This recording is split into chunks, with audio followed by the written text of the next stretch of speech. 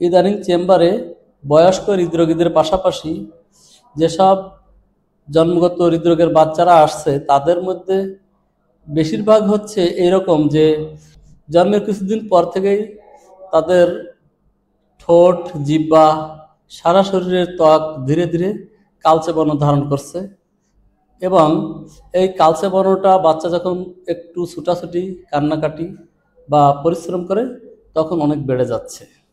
সেই সঙ্গে তাদের হাত পায়ের আঙ্গুলের মাথাগুলো ফুলে মোটা মোটা হয়ে গেছে। নানা ধরনের জন্মগত হৃদরোগের কারণে এই সমস্যা হতে পারে। তার মধ্যে সবচেয়ে বেশি যেটা হয় সেটা হচ্ছে টেট্রালজি অফ ফ্যালোস বা টপ।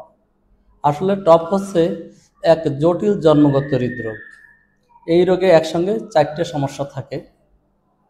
ভেন্ট্রিকুলার সেপ্টাল ডিফেক্ট বা বড় একটা ভিএসটি থাকে, তাদের পালমোনারি স্টেনোসিস অর্থাৎ রাইট ভেন্ট্রিকল থেকে রক্তে অক্সিজেন যুক্ত হওয়ার জন্য যে পথটা দিয়ে রক্ত ফুসফুসে যাবে সেই রাস্তাটা অনেক চিকন থাকে, যাকে পালমোনারি স্টেনোসিস বলা হয়।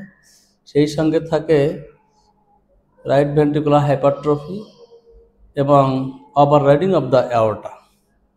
এ ধরনের বাচ্চাগুলোর স্বাস্থ্য খুবই ক্ষীণ হয়ে থাকে, তাদের শারীরিক বৃদ্ধি স্বাভাবিক গতিতে হয় না। এছাড়া অল্প পরিশ্রমেই তারা ক্লান্ত হয়ে পড়ে, এমনকি অজ্ঞান হয়ে পড়তে পারে। যদিও 4টা সমস্যা একত্রে এই বাচ্চার অবস্থার জন্য দায়ী, কিন্তু মূল সমস্যা একটাই। এটা বোঝার জন্য একটা টপ হার্টকে আমরা ভিতর থেকে 3D অ্যানিমেশন ইমেজের মাধ্যমে একটু দেখতে চেষ্টা করব। অরিজিনাল হার্টের ডান পাশ ছবির বাম পাশ হিসেবে বিবেচিত হবে। এটা একটা হার্টের ভিতরকার চিত্র। এর সামনের অংশ কেটে সরিয়ে নেওয়া হয়েছে, ফলে আমরা ভিতরটা স্পষ্ট দেখতে পাচ্ছি। এখানে হার্টের 4টা চেম্বার আছে। এটা রাইট অ্যাট্রিয়াম, এই মহাধমনীগুলোর পিছনে আছে লেফট অ্যাট্রিয়াম, এটা রাইট ভেন্ট্রিকল এবং এটা লেফট ভেন্ট্রিকল। আর এই দুইটা ভেন্ট্রিকলকে বিভক্তকারী পর্দা বা দেওয়াল হচ্ছে এই ইন্টারভেন্ট্রিকুলার সেপ্টাম বা আইভিএস। টপের মূল সমস্যা এই ইন্টারভেন্ট্রিকুলার সেপ্টামের গঠনগত ত্রুটির জন্য হয়ে থাকে। হার্ট গঠনের সময় ইন্টারভেন্ট্রিকুলার সেপ্টাম দুইটা সোর্স থেকে বিকশিত হয়ে থাকে। এই নিচের অংশটাকে বলা হচ্ছে ইন্টারমাসকুলার সেপ্টাম, আর এই অংশটাকে বলা হয় কোনাল সেপ্টাম। এই দুইটা অংশ একই লাইন বরাবর এমনভাবে গ্রো করে থাকে যে দুই দিক থেকে এসে তারা পরস্পরের সঙ্গে লেগে যায়। এইভাবে এসে লেগে যাচ্ছে, ফলে দুইটা অংশের মধ্যে কোনো গ্যাপ থাকে না।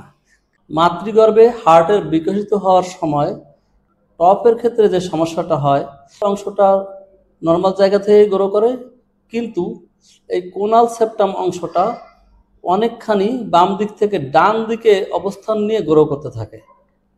এইভাবে টপ রোগীদের ইন্টারভেন্ট্রিকুলার সেপ্টাম অংশটা গ্রো করে এরকম। এইভাবে যদি এক লাইনে না থাকে তখন দুইটা অংশ কখনো একটার সঙ্গে আর একটা লাগে না এবং তাদের মাঝে বড় একটা গ্যাপ থাকে। টপের বাচ্চার অপারেশনের পরে ভিতরের চিত্রটা এরকম হয়।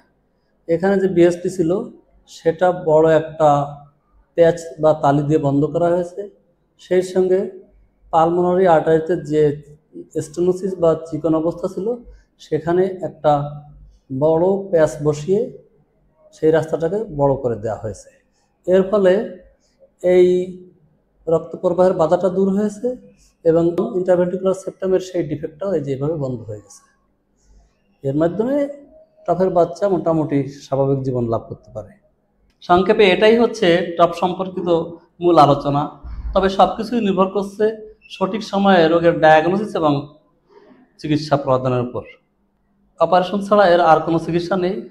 তাই একবার রোগ নির্ণয় হয়ে গেলে সর্বনিম্ন বয়স যেটা হলে অপারেশন ফলাফল সবচেয়ে ভালো হবে সে পর্যন্ত কনজারভেটিভ চিকিৎসা দিয়ে নিতে হবে। এরপরে তাকে অপারেশনের মাধ্যমে চূড়ান্ত চিকিৎসা দিতে হবে।